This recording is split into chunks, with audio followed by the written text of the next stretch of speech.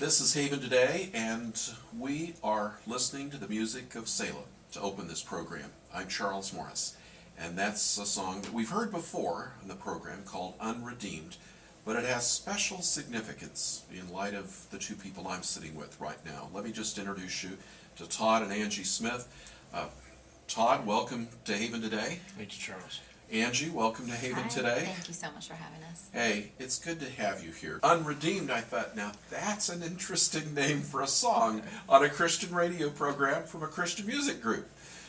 Yeah, it was the first time a friend of mine played it for me who wrote it. I thought it was a bit odd. You know, he just told me the title and... You want to stop for a minute and say, it shouldn't be redeemed? Yeah, right. Is there supposed to be a finalized thing here? But basically, a friend of his had gone through a really difficult time at a church and had really been hurt, had really been burned, and that's how the song came about.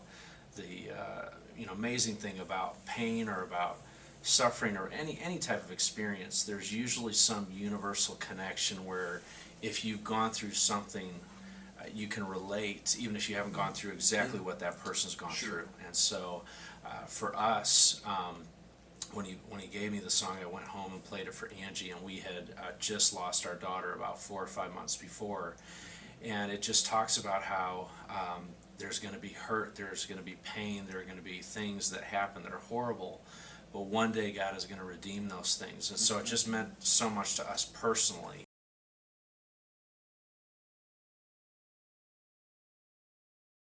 Absolutely, and of course everything in perspective now, having a little bit of time passed and looking back on it.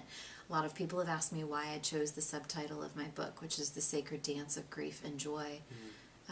I felt like people say, where did the joy come in? And I think for me, the joy was in, for the first time in my life, in my walk, really having to press into hard places, having to lean on the Lord in a way that I hadn't before, and really feeling like there's joy, there's such unexpected joy from Him, and I know that He hasn't forgotten me, and that I can trust Him fully with something as horrible as losing a child.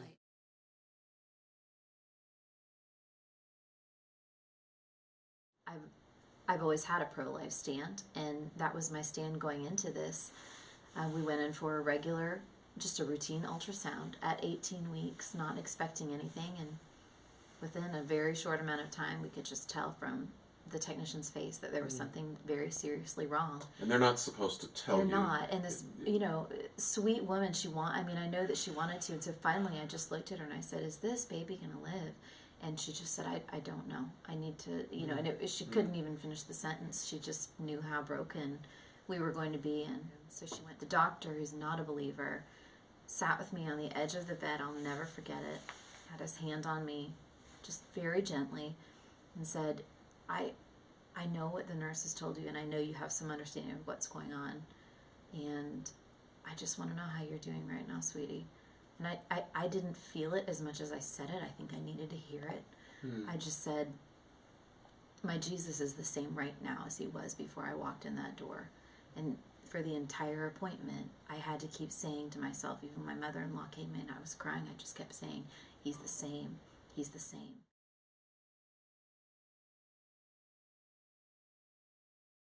He was a wise doctor, and for us, part of what was hard about that is coming home and explaining to our children.